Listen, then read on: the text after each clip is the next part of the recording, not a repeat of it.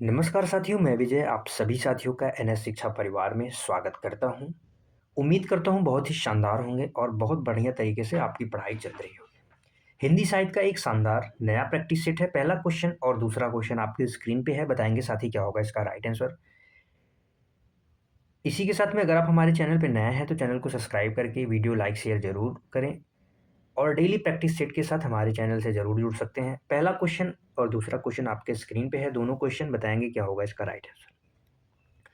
पहला क्वेश्चन है साथी, इश्तवार दला लित्तेच्योर इंदुई ए हिंदुस्तानी ग्रंथ है। आपको बताना है इसमें जो इंदुई शब्द है इसका क्या अर्थ है। और जो अगला क्वेश्चन है, वल्लभाचार्य के उन 4 शिष्यों में से कौन शामिल नहीं है जो अष्टछाप में है। तो आपको बताना है कि वल्लभाचार्य के उन 4 शिष्यों में कौन से जो हैं जो वल्लभाचार्य के शिष्य नहीं हैं, आपको ये बताना है। तो जो पहला क्वेश्चन है साथी, ये क्या है, इस्तवार दलाल लित्तेत्यूर इंदुई हिंदुस्तानी जो है ये साथी क्या है, पहला ऐतिहासिक ग्रंथ है। कैसा है, पहला ऐतिहासिक ग्रंथ है, पहला इतिहास है। किसका है साथी, हिंदी साहित्य का पहला इतिहास है। और किसने लिखा था, एक फ्रेंच विद्वान थे, फ्रेंच भाषा में लिखा था, फ्रेंच भाषा में लिखा था, फ्रेंच विद्वान फ्रेंच भाषा में लिखा था। जिनका क्या नाम है साथी, बताएंगे कमेंट में जिनका क्या नाम है। जिनका नाम है गारसा द तासी। क्या नाम है, गारसा द तासी, गारसा द तासी नाम है। इन्होंने फ्रेंच भाषा में पहला जो लिखा था 1800 कितने में लिखा था, 1839 ईस्वी में लिखा था। यह साथी कुल 3 भागों में है। पहला भाग जो था 1839 में था और जो दूसरा भाग था वो कब था, 1847 में। और जो तीसरा भाग प्रकाशित हुआ वो 1871 में प्रकाशित हुआ था। ये भी आपको याद रखना है। और यहाँ पे जो हिंदुई शब्द है इसको क्या कहते हैं, हिंदुई या हिंदी कहते हैं। क्या कहते हैं, हिंदुई या हिंदी से कहते हैं। इसका अर्थ है, इसका क्या अर्थ है, हिंदुई या हिंदू। जो अगला क्वेश्चन है वल्लभाचार्य जी से है कि उनमें 4 शिष्य कौन शामिल नहीं। तो साथी जो अष्टछाप है इसकी स्थापना अगर पूछा जाए तो इसकी स्थापना होती है 1565 ईस्वी में। इसकी स्थापना होती है। 4 शिष्य वल्लभाचार्य के थे। 4 शिष्य किसके थे, 4 जो कवि थे वो किसके थे, शिष्य थे, विट्ठल नाथ जी के थे। किसके थे, विट्ठल नाथ जी के थे। तो इसमें जो राइट आंसर होगा वो क्या होगा, नंददास हो जाएगा। नंददास जी अष्टछाप में तो शामिल थे लेकिन वल्लभाचार्य के शिष्य नहीं थे। वे किसके शिष्य थे साथी, विट्ठल नाथ के शिष्य थे। किसके शिष्य थे, विट्ठल नाथ के शिष्य थे, याद रखेंगे। अगले क्वेश्चन पे चलते हैं। क्वेश्चन नंबर 2, तीसरा और चौथा आपकी स्क्रीन पे है। बताओ भाई क्या होगा इसका राइट आंसर। तीसरा क्वेश्चन है, रामचंद्र शुक्ल जी ने अपने रामचंद्र शुक्ल जी ने पृथ्वीराज रासो को जाली ग्रंथ किस आधार पे कहा है। इसका आधार आपको बताना है। और चौथा क्वेश्चन है, मलिक मोहम्मद जायसी ने पद्मावत में किस शासक की प्रशंसा शाहे वक्त के रूप में की है। किस शासक की प्रशंसा शाहे वक्त के रूप में की है, ये आपको बताना है। तो सबसे पहले जानेंगे साथी, जो पृथ्वीराज रासो है इसके जो लेखक हैं कौन है, चंद्रवरदई हैं। कौन है, चंद्रवरदाई हैं, इसके लेखक हैं। पृथ्वीराज रासो चंद्रवरदई जी को क्या मानते हैं, हिंदी का प्रथम कवि मानते हैं। कौन मानता है, आचार्य रामचंद्र शुक्ल जी मानते हैं हिंदी का प्रथम प्रथम कवि माना है। किसे माना है, चंद्रवरदई को माना है। और पृथ्वीराज रासो को प्रथम महाकाव्य माना है। क्या माना है, प्रथम महाकाव्य किसने माना है, आचार्य रामचंद्र शुक्ल जी ने माना है। लेकिन जो पृथ्वीराज रासो को जाली ग्रंथ या इसे आप अप्रमाणिक भी कह सकते हैं, किस आधार पे कहा है, ऐतिहासिक विसंगतियों के कारण कहा है।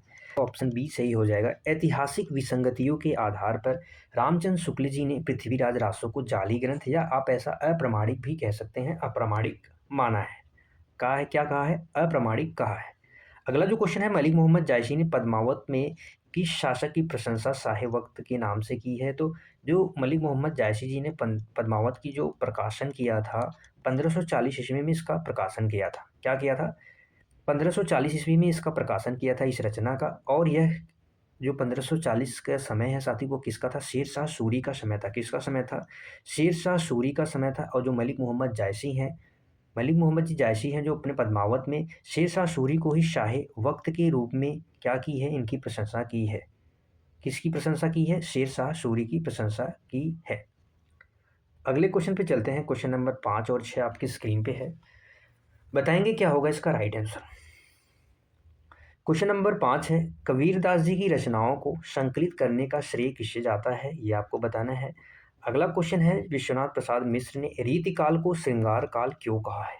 रीतिकाल को श्रृंगार काल क्यों कहा है, विश्वनाथ प्रसाद मिश्र जी ने आपको बताना है। कबीरदास जी की जो रचनाएं हैं साथी, कबीरदास जी की जो रचनाएं हैं, इसका संकलन उनके एक शिष्य थे धर्मदास, उनके एक शिष्य थे धर्मदास, इन्होंने किया था वर्ष 1464 ईस्वी में संकलित किया था, जिसके बीजक नाम से, किस नाम से किया था, बीजक नाम से संकलन किया था। बीजक में इनकी 3 रचनाएं हैं, इसके 3 भाग भी कह सकते हैं आप, जो कौन कौन सी है। साखी एक हो गया साथी, एक क्या हो गया शबद हो गया, और एक क्या हो गया रमैनी हो गया। ये भी आपको याद रखना है, साखी शबद रमैनी उनके शिष्य धर्मदास ने बीजक नाम से 1464 ईस्वी में किया था।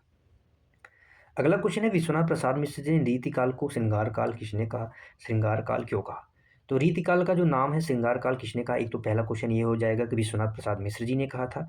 रीतिकाल नाम आचार्य रामचंद्र शुक्ल जी ने दिया था। इसके अलावा अगर इसको पूछा जाए कि कला काल, कला काल किसने कहा था, तो ये रमाशंकर शुक्ल रसाल जी ने कहा था। इसके साथ ही जॉर्ज ग्रियर्सन जी ने भी कहा था। किसने कहा था, जॉर्ज ग्रियर्सन ने भी कहा था, कला काल कहा था।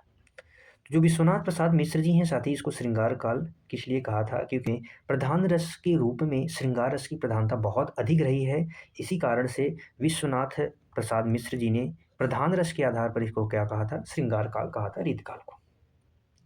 अगला क्वेश्चन बताओ भाई, क्वेश्चन नंबर 7 और 8 आपकी स्क्रीन पे है, क्या होगा इसका राइट आंसर। क्वेश्चन नंबर 7 है, रामचंद्रिका को छंदों का अजायब घर, छंदों का अजायब घर किसने कहा है। इसके अलावा अगला क्वेश्चन है, तुलसीदास जी की जो विनय पत्रिका है, इसकी भाषा आपको बतानी है, कौन सी भाषा है।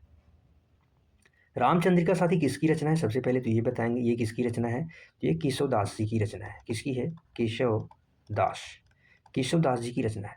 केशवदास जी को कठिन काव्य का प्रेत कहा जाता है। क्या कहा जाता है, कठिन, कठिन काव्य का प्रेत, काव्य का प्रेत कहा जाता है। और किसने कहा था, शुक्ल जी ने कहा था। किसने कहा था, शुक्ल जी ने कहा था, ये भी आपको याद रखना।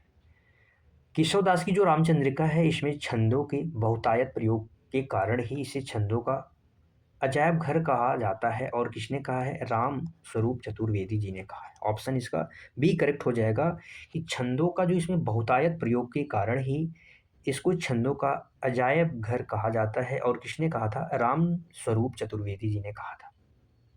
अगला क्वेश्चन है, तुलसीदास जी की विनय पत्रिका किस भाषा में है, तो आपको बताना है तुलसीदास जी को विनय पत्रिका, इसके अलावा कवितावली, कवितावली, कवितावली पूछा जाए, कॉमा हो जाएगा दोहावली, दोहावली, गीतावली, गीतावली, ये सब किस भाषा में है साथी, ब्रज भाषा में है। किस भाषा में है, इन सब की भाषा क्या है, ब्रज भाषा है। ऑप्शन क्या हो जाएगा, बी करेक्ट हो जाएगा। तुलसीदास जी का एक प्रसिद्ध ग्रंथ है जिसका नाम है रामचरितमानस, रामचरितमानस। यह साथी किस भाषा में है, ये अवधी भाषा में है। किस भाषा में, अवधी भाषा में है। और इसमें कुल कितने कांड है, 7 कांड है। ये भी आपको याद रखना है कि इसमें कुल कितने कांड हैं, 7 कांड है। अगले क्वेश्चन पे चलते हैं, क्वेश्चन नंबर 9 और 10 आपकी स्क्रीन पे है, बताएंगे क्या होगा इसका राइट आंसर। क्वेश्चन नंबर 9 है साथी मेरे, सूरदास को पुष्टि मार्ग का जहाज किसने कहा है, ये आपको बताना है। उसके अलावा 10वां नंबर का जो क्वेश्चन है, तानसेन के आध्यात्मिक गुरु कौन माने जाते हैं, ये भी आपको बताना है। सूरदास जी को वात्सल्य रस का सम्राट भी कहा जाता है। किसका, वात्सल्य, वात्सल्य रस का सम्राट क्या माना जाता है, वात्सल्य रस का सम्राट माना जाता है, सम्राट कहा जाता है। ये भी आपको याद रखना है। इसके अलावा अगर बात की जाए तो पुष्टि मार्ग का जहाज किसने कहा था, तो पुष्टि मार्ग का जहाज विट्ठल नाथ जी ने कहा था। किसने कहा था, विट्ठल नाथ जी ने। ऑप्शन बी करेक्ट हो जाएगा।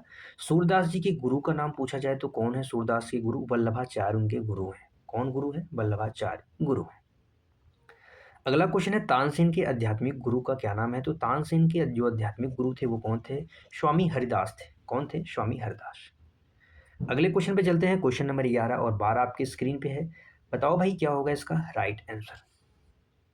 क्वेश्चन नंबर 11 है, हिंदी पत्रकारिता दिवस 30 मई को मनाने का क्या कारण है। 12वां नंबर का क्वेश्चन है, मेरी आत्म कहानी के लेखक कौन है। मेरी आत्म कहानी के लेखक साथी मेरे कौन है, बताएंगे। हिंदी पत्रकारिता दिवस 30 मई को मनाने का क्या कारण है? साथ ही अगर हम बात करें तो 30 मई 1826 को 30 मई 1826 को कलकत्ता से हिंदी का जो पहला समाचार पत्र था जिसका नाम था उद्दंड मार्तंड। क्या नाम था? उद्दंड मार्तंड नाम था। जिसके संपादक कौन थे? इसके संपादक पंडित जुगल किशोर शुक्ल थे। पंडित जुगल किशोर शुक्ल जी थे। ये आपको याद रखना है कि इसके संपादक कौन थे? पंडित जुगल किशोर शुक्ल जी थे। कलकत्ता से हिंदी का पहला समाचार पत्र प्रकाशित हुआ उद्दंड मार्तंड। इसी दिन से ही 30 मई को क्या मनाया जाता है? हिंदी की पत्रकारिता दिवस के रूप में मनाया जाता है। तो इसका जो राइट आंसर हो जाएगा क्या हो जाएगा? ऑप्शन बी करेक्ट हो जाएगा। उद्दंड मार्तंड जो है हिंदी की पहली पत्रिका है। इसके प्रकाशन के दिवस के ही रूप में ही क्या मनाया जाता है? हिंदी पत्रकारिता दिवस मनाया जाता है। सरस्वती पत्रिका का प्रारंभ साथी कब होता है? 1900 से होता है इसका प्रारंभ। और इसके जो प्रधान, अगर इसके मुख्य संपादक पूछे जाए तो अलग है, लेकिन इसका आरंभ माना जाता है 1900। और कहाँ से होती है? इलाहाबाद से। कहाँ बात से साथी होती है? इलाहाबाद से होती है। जो प्रथम इसके संपादक थे वो कौन थे? चिंतामणि घोष जी थे। और जो मुख्य प्रधान अगर संपादक पूछे जाएं, जो वर्ष 1900 कहाँ से 3 से प्रकाशित करते हैं 1920 तक, वो कौन है? महावीर प्रसाद द्विवेदी जी हैं। और अक्सर एग्जामों में वही पूछा जाता है। सरस्वती के मुख्य संपादक महावीर प्रसाद द्विवेदी जी हैं। अगला जो क्वेश्चन है, मेरी आत्मकहानी के लेखक कौन है? तो मेरी आत्मकहानी के लेखक साथी कौन है? बाबू श्याम सुंदर दास है। कौन है? बाबू श्याम सुंदर दास हैं इसके लेखक। वियोगी हरि की आत्मकथा का नाम साथी क्या है? मेरा जीवन प्रवाह। मेरा जीवन प्रवाह इनकी आत्मकथा का नाम है। हरिवंश राय बच्चन के बहुत सारे कहानियां हैं, आत्मकहानी है। इनके जैसे हो गया क्या भूलूं क्या याद करूं, क्या भूलूं क्या याद करूं, क्या भूलूं क्या याद करूं। इसी रचना के लिए इन्हें क्या मिला है? सरस्वती सम्मान मिला है। सरस्वती सम्मान किस रचना के लिए मिला है? तो इसी रचना के लिए मिला है, क्या भूलूं क्या याद करूं। राहुल सांकृत्यायन जी की जो आत्मकहानी है, यात्रा वृत्तांत है, मेरी जीवन यात्रा है, तिब्बत यात्रा है, यूरोप यात्रा आदि है। हमें इन्हें भी थोड़ा सा दिमाग में रखने की आवश्यकता है। एग्जामों में इधर उधर से भटकते भुटकते पूछ लिए जाते हैं। अगला क्वेश्चन साथी मेरे है कि छायावाद को स्थूल के प्रति सूक्ष्म का विद्रोह किसने कहा है? और अगला क्वेश्चन है 14 नंबर का क्वेश्चन है कि मैथिली शरण गुप्त जी को राष्ट्रकवि की उपाधि किसने दी है? ये आपको बताना है। छायावाद को स्थूल के प्रति सूक्ष्म का विद्रोह किसने कहा है? तो नागेंद्र ने कहा है, डॉक्टर नागेंद्र। इसका ऑप्शन सी करेक्ट हो जाएगा। छायावाद के प्रवर्तक की बात की जाए तो कौन है इसके प्रवर्तक? तो प्रवर्तक हैं इसके जयशंकर प्रसाद जी हैं। कौन है? जयशंकर प्रसाद। इसके अलावा छायावाद शब्द का सर्वप्रथम प्रयोग पूछा जाए तो शब्द का सर्वप्रथम प्रयोग किसने किया था? तो मुकुटधर पांडे ने किया था। मुकुटधर पांडे ने इसका प्रयोग किया था। ये भी आपको याद रखना है। अगला क्वेश्चन है, मैथिली शरण गुप्त को राष्ट्रकवि की उपाधि किसने दी थी? तो राष्ट्रकवि की उपाधि महात्मा गांधी जी ने दी थी। इनकी एक रचना थी 1912 में प्रकाशित हुई थी, जिसका नाम है साथी भारत भारती। भारत भारती। इसी रचना से क्या होकर प्रभावित होकर इन्हें मैथिली शरण गुप्त जी को राष्ट्रकवि की उपाधि दी। मैथिली शरण गुप्त जी को आधुनिक युग का तुलसीदास भी कहा जाता है। युग आधुनिक युग का तुलसीदास भी कहा जाता है। तुलसीदास आधुनिक युग का तुलसीदास भी कहा जाता है। इन्हें साहित्य जगत का दद्दा नाम से भी ये प्रसिद्ध है। किस नाम से? साहित्य जगत में दद्दा नाम से भी प्रसिद्ध है। ये भी आपको याद रखना है। सारी चीज़ें आपको याद ही रखनी है, समझनी है, इसके बाद ही आंसर देना है। क्योंकि थोड़े थोड़े चीज़ों से मन भरता है, पेट भरता है और ज्ञान भी बढ़ता है। अगला क्वेश्चन है क्वेश्चन नंबर 15। प्रथम जो तार सप्तक था इसमें शामिल एकमात्र महिला कवियत्री कौन थी? आपको ये बताना है। इसके अलावा अगला बताना है, प्रगतिशील लेखक संघ के प्रथम अधिवेशन जो 1936 में हुआ था, इसके अध्यक्ष कौन है? ये भी आपको बताना है। बताओ भाई क्या होगा इसका राइट आंसर। प्रथम जो तार सप्तक है साथी, इसमें जो महिला शामिल थी, इसमें कौन शामिल थी? तो इसमें प्रथम तार सप्तक में कोई महिला शामिल नहीं थी। इसका राइट आंसर हो जाएगा कोई नहीं। तार सप्तक के संपादक कौन है? तो अज्ञे जी हैं। कौन है साथी? अज्ञे जी हैं तार सप्तक के संपादक। इसका जो राइट आंसर क्या होगा, ऑप्शन सी हो जाएगा। कीर्ति चौधरी की बात करें अगर, तो कीर्ति चौधरी जो है साथी, ये जो तीसरा तार सप्तक प्रकाशित हुआ था, तीसरा तार सप्तक में एकमात्र महिला है जो किसमें शामिल है, तीसरे तार सप्तक में, जिसका प्रकाशन 1959 में होता है। चौथे में साथी कौन होती है, चौथे में एकमात्र महिला जो होती है वो कौन होती है, सुमन राजी होती है, जिसका प्रकाशन 1979 में होता है। और जो दूसरा प्रकाशन होता है सेकंड में होता है, सेकंड यानी दूसरा तार सप्तक में शकुंतला माथुर जी होती हैं। कौन होते हैं दूसरे में, शकुंतला माथुर जी होती हैं, जिसका प्रकाशन 1951 में होता है, दूसरे तार सप्तक का प्रकाशन। याद आ गया आपको सारी चीज़ें। अगला क्वेश्चन है, प्रगतिशील लेखक संघ के प्रथम अधिवेशन जो 1936 में हुआ था, इसके अध्यक्ष कौन है, ये आपको बताना है। जो प्रथम अधिवेशन हुआ था साथी, वो कहाँ हुआ था, लखनऊ में हुआ था। कहाँ हुआ था, लखनऊ में हुआ था। और इसके अध्यक्ष कौन थे, मुंशी प्रेमचंद जी थे। इसका राइट आंसर हो जाएगा ऑप्शन सी, मुंशी प्रेमचंद। वहीं पे बात करें साथी, जो प्रगतिशील लेखक संघ की स्थापना कहाँ हुई थी, तो इसकी स्थापना है वो कहाँ हुई थी, 1935 में हुई थी। कहाँ पे, लंदन में। कहाँ पे साथी हुई थी, लंदन में। मुल्कराज आनंद और सज्जाद जाहिर, ये दोनों व्यक्ति थे जिनके प्रयासों से प्रगतिशील लेखक संघ की स्थापना हुई थी। कौन, मुल्कराज आनंद और सज्जा जहीर, इन दोनों के प्रयास से प्रगतिशील लेखक की स्थापना 1935 में लंदन में हुई थी। ये भी आपको याद रखना है। अगले क्वेश्चन पे चलते हैं। क्वेश्चन नंबर 17 और 18 आपकी स्क्रीन पे है। बताएंगे भाई क्या होगा इसका, फटाफट से राइट आंसर।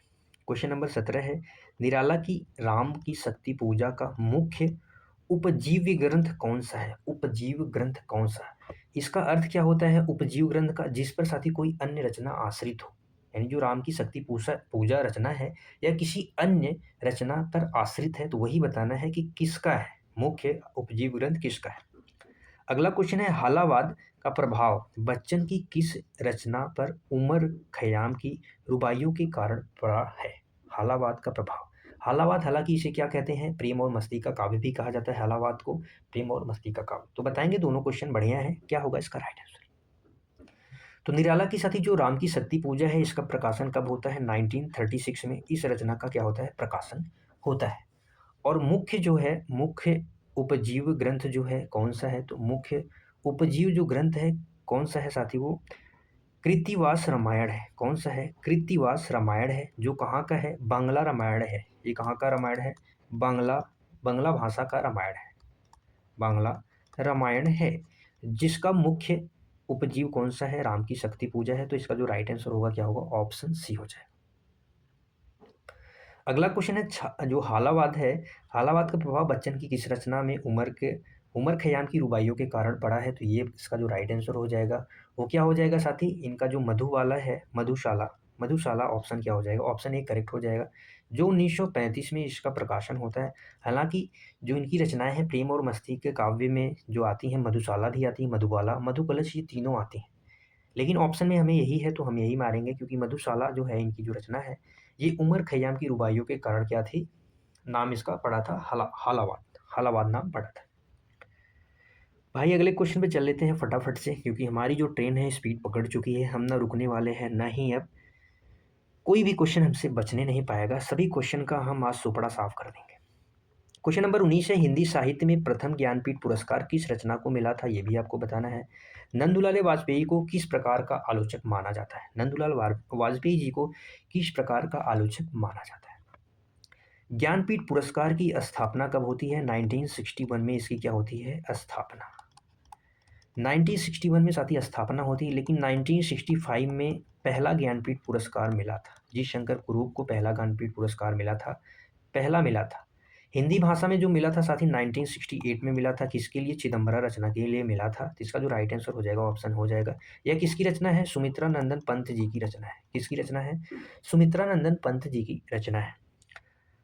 ज्ञानपीठ पुरस्कार पहले तो 22 भाषाओं में दिया जाता था, जो 8वीं अनुसूची की 22 भाषाएं हैं, 8वीं अनुसूची की जो 22 भाषाएं हैं उनमें ये दिया जाता था। लेकिन 2018 से किस में दिया जाता है, इंग्लिश में भी दिया जाता है। वर्ष 2018 से भी ये किसको दिया जाता है, इंग्लिश भाषा में भी दिया जाता है। तो वर्तमान में कुल कितने भाषाएं हैं, तो 23 भाषा में यह पुरस्कार दिया जाता है। 11 लाख रुपए इनामी राशि है, ये भी आपको याद रखना है। उर्वशी रचना किसकी है, रामधारी सिंह दिनकर की है, दिनकर जी की। किसकी रचना है, रामधारी सिंह दिनकर जी की है। 1972 में इस रचना के लिए ज्ञानपीठ पुरस्कार मिला है। अज्ञे जी की रचना है, कितनी नावों में कितनी बार। अज्ञे जी की रचना है कितनी नाव में कितनी बार। 1978 में इस रचना को भी मिला है ज्ञानपीठ पुरस्कार। इस रचना के लिए अज्ञे जी को भी मिला है ज्ञानपीठ पुरस्कार। समझ में आया सारी चीज़ें। अगला जो क्वेश्चन है, नंदुलारे वाजपेयी जी को किस प्रकार का आलोचक माना जाता है? तो नंदुलारे वाजपेयी जी को क्या माना जाता है? स्वस्थवादी आलोचक माना जाता है। तो ऑप्शन बी क्या हो जाएगा? करेक्ट हो जाएगा। इन्हें साथ ही क्या स्वच्छंदतावादी रोमांटिक या छायावादी आलोचक के रूप में भी जाने जाते हैं। इन्होंने क्या किया था? प्रयोगवाद शब्द का प्रथम प्रयोग किया था। प्रयोगवाद शब्द जो है, शब्द का प्रथम प्रयोग किया था, प्रथम प्रयोग। और इन्होंने प्रयोगवाद को साथ ही क्या कहा था? बैठे ठाले का धंधा, बैठे ठाले का धंधा भी कहा था। प्रयोगवाद को बैठे ठाले का धंधा किसने कहा था? तो नंदुलारे वाजपेयी जी ने कहा था। हालांकि प्रयोगवाद जो इसके प्रवर्तक अगर पूछा जाए तो अज्ञे जी हैं, लेकिन इस शब्द का प्रयोग जो किसने किया था? तो नंदुलारे वाजपेयी जी ने किया था। ये आपको याद रखना है। आज के साथ ही ये हमारे 20 क्वेश्चन यहीं पे समाप्त होते हैं। कैसे थे क्वेश्चन कमेंट में ज़रूर बताएंगे। क्लास कैसी लगी ये भी आप बताएंगे। और ये हमारा टेलीग्राम चैनल है, आप इसे ज्वाइन करना न भूलें। चैनल पे नए हैं तो सब्सक्राइब करें, लाइक करें वीडियो को, कमेंट करें वीडियो को शेयर करें।